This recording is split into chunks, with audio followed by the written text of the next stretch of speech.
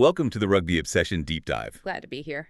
And before we get into the tactical breakdown we have lined up today, I want to strongly encourage you to hit that subscribe button right now to Rugby Obsession. You really do not want to miss the kind of, high-level analysis we bring you every single week. Oh, yeah. It is definitely the right time to subscribe, especially when we look at the sheer scale of the topic sitting on the table today. Exactly. Because what happens when the most dominant team in modern rugby history, a team with like an absolute embarrassment of riches at almost every position, realizes that their entire World Cup dream might just rest on the shoulders of one 31-year-old man? It's a crazy thought. Right. So today, our mission is to examine the South African Springboks and their pursuit of a historic, unprecedented three-peat at the 2027 Rugby World Cup.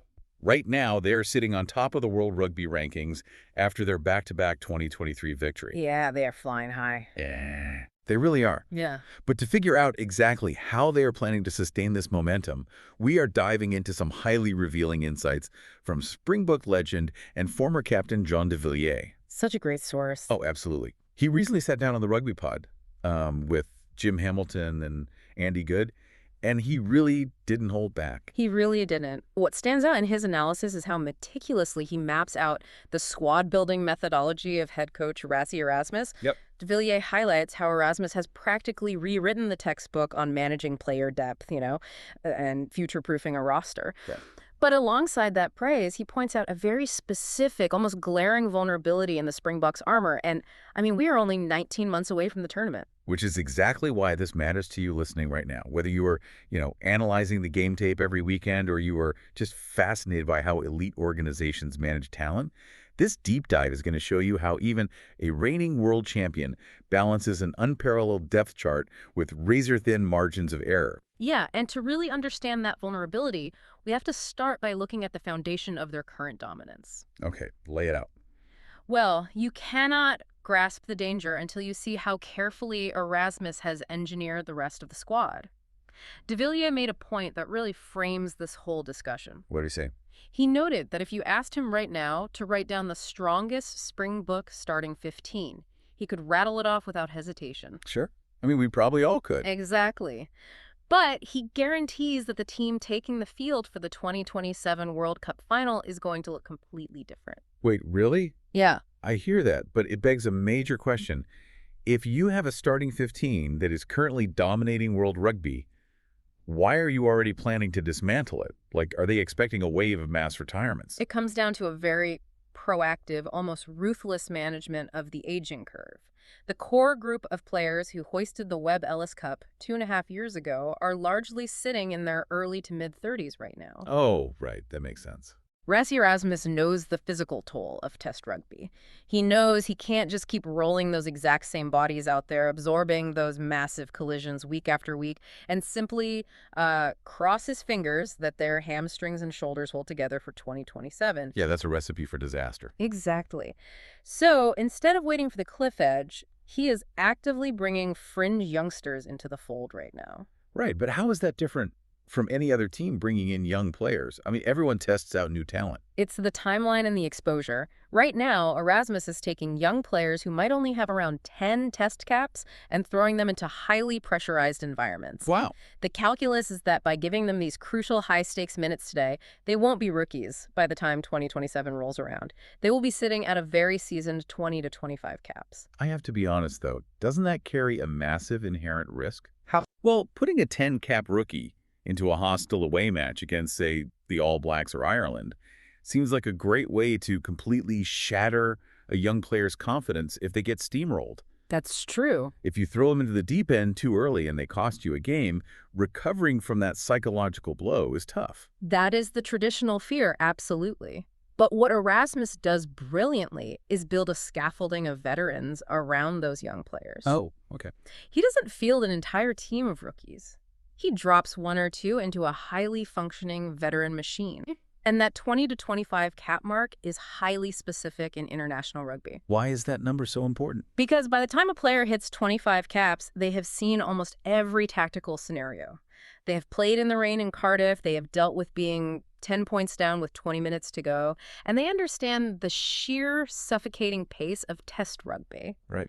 Erasmus is essentially manufacturing battle-hardened veterans ahead of schedule, deliberately accelerating their development. It's a fascinating approach. It actually makes me think of, like, a heavy-duty corporate succession plan, but far more aggressive. Oh, I like that comparison. Yeah, you have this legendary current executive who is still driving profits, but instead of waiting for them to retire and handing the keys to someone who's never driven the car, you put the junior executive in the driver's seat for the most difficult negotiations right now, Yes. while the veteran is still sitting in the passenger seat to grab the wheel if needed. That's a great way to look at it. And because Erasmus has been so aggressive with this method, we are seeing the most visible, exciting results in the backline. Yeah, the backs are electric right now. When you proactively build depth, you eventually end up with a surplus of talent. And that leads us directly to the absolute wealth of options South Africa possesses at the fly half position. The number 10 shirt. The playmaker. Yeah. From the source material, it sounds like de Villiers thinks they have practically opened a fly half factory in South Africa. Let's walk through who they actually have at their disposal. It is genuinely an embarrassment of riches. De Villiers outlined the current landscape, starting with Sasha Feinberg Magomezulu. Okay. He is essentially the current first choice 10. Now, de Villiers was honest. He noted that Sasha has had a slight dip in form recently. Right, which happens to young players. Exactly. But his raw talent, his ability to break the line, and his kicking game are undeniable. However, if he falters, they have Handré Pollard just waiting in the wings. The ultimate safety net. You are talking about a guy with ice in his veins who has literally kicked the points to win 2 World Cup finals. Yeah, he's incredible. If you need someone to execute a game plan under the highest pressure imaginable, Pollard is the prototype. Exactly. He gives you ultimate territorial control. But the rotation doesn't stop there. De Villiers was very explicit in highlighting Manny Libbok as an outstanding alternative. The Bokke is so fun to watch. He really is. And this is a crucial technical detail from the interview. De Villiers stated point blank that no one runs the current attacking shape better than Libbok. Wow, no one. No one. He praised his massive role in cutting up defenses. When South Africa wants to play flat to the line, put runners into gaps, and play a highly expansive game, Libbok is the skeleton key. That's quite the compliment. And if those three aren't enough, you also have Damien Villiers, who de Villiers called a massive threat, capable of stepping in seamlessly whether he lines up at 12 or 15, adding another playmaking dimension. Okay, I want to push back on this because it sounds great on paper, but rugby is a game of combinations. True. If you have 4 wildly different options at fly half, you have the steady, tactical kicking of Pollard, the flat attacking spark of Libbok, the versatility of Villiers, the raw youth of Sasha. Doesn't having all that talent actually make it harder to build an attacking rhythm? That's an interesting point. Because if you are a center or a winger, you need to know instinctively how your fly half is going to pass, when they're going to kick, and how they drift. If the coaches are constantly chopping and changing the playmaker, doesn't the backline suffer from a lack of consistency? It's a very sharp critique, and in traditional rugby doctrine, you are exactly right. Chopping and changing your number 10 is usually a recipe for a disjointed backline. Right. But what makes Erasmus's system work is that he isn't changing the fly half while keeping the same game plan. He selects the fly half based entirely on the specific tactical puzzle presented by the opponent. Oh, I see. So the system changes to fit the player, not the other way around. Precisely. If they're playing a gritty, wet-weather arm wrestle where territory and penalty kicks are everything, they start Pollard and play a structured game. That makes perfect sense. And if they analyze an opponent and see a weak defensive structure out wide that can be exploited with quick hands and crossfield kicks, they start Libbok and change their entire attacking shape to fit him. Wow. They aren't just swapping a player, they are swapping their entire tactical identity on a week-to-week basis. It is the ultimate tactical luxury. It is a nightmare for opposing coaches to prepare for, but an absolute dream for fans to watch.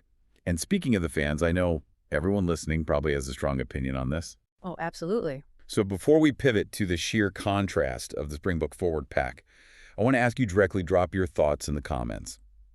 With all these unbelievable options, Pollard's stability, Libbok's attacking flair, Sasha's potential, who do you think should be the starting fly half for the Springboks in a must-win game? That's a tough choice. It really is. Let us know, and while you're down there, make sure you hit that subscribe button to Rugby Obsession.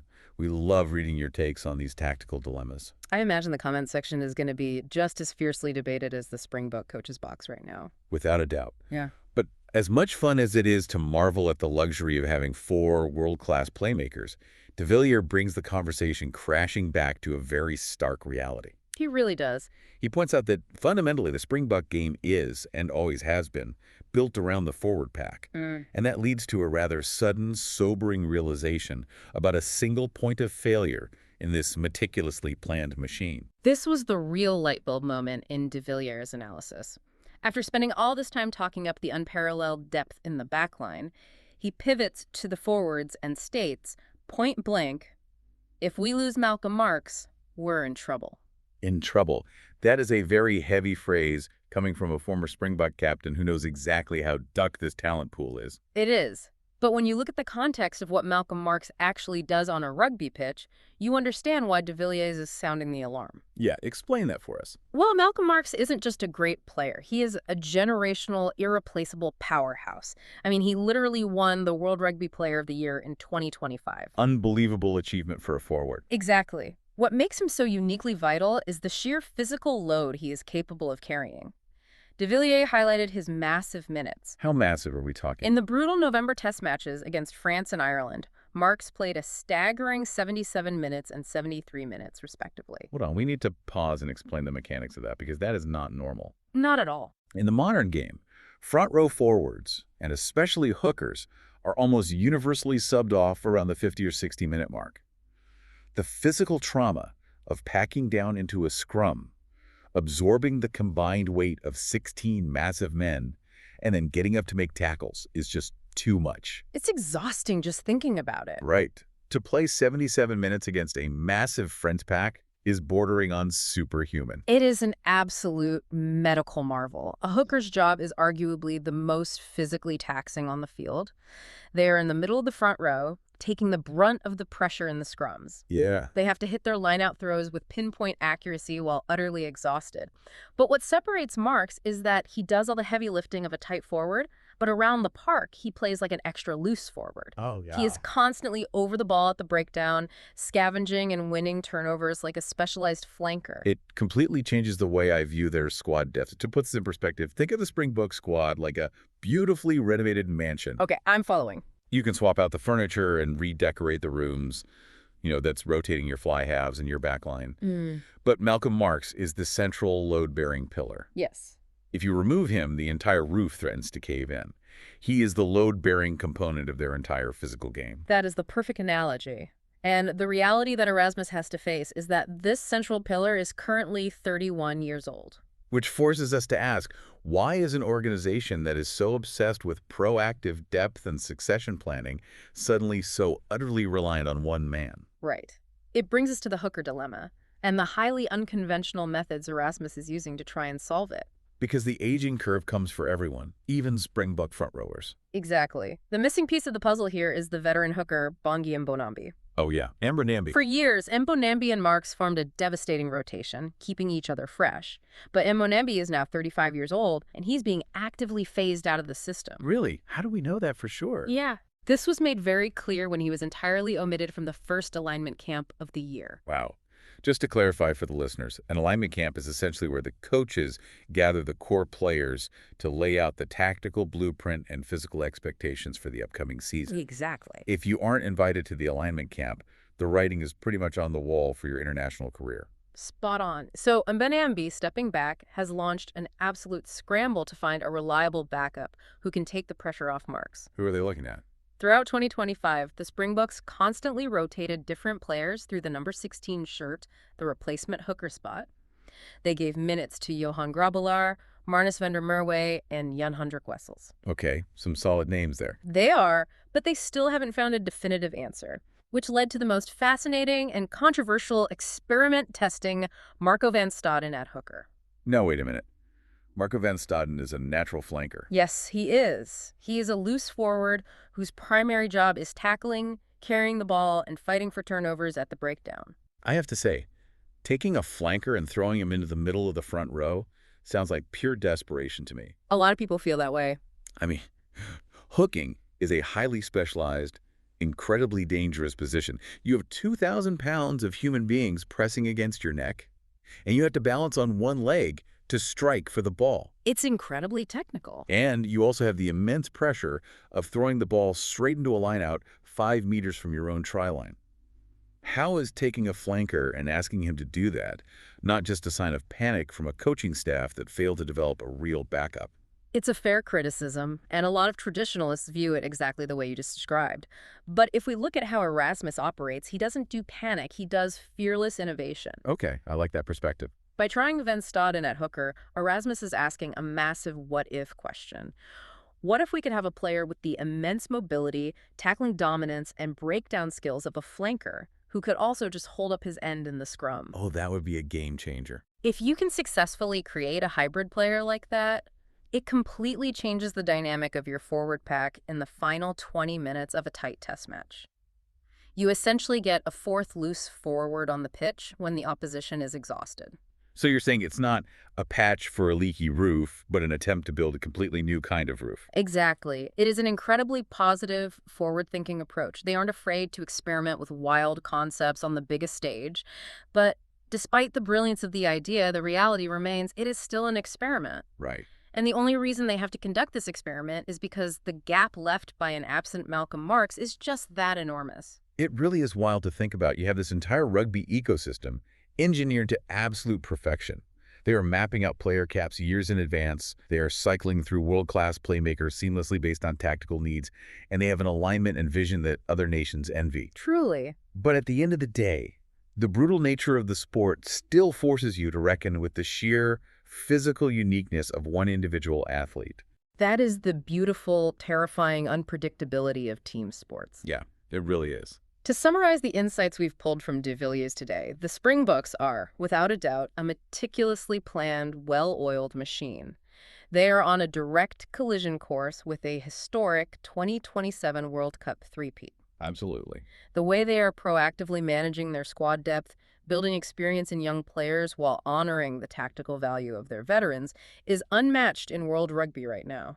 But the mansion still relies on that one load-bearing pillar. Precisely. Their heavy reliance on Malcolm Marx remains the thrilling, high-stakes subplot of their entire campaign.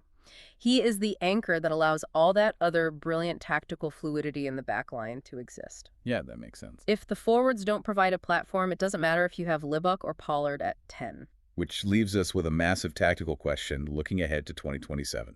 It does, and it's a provocative thought I want to leave you, the listener, to ponder.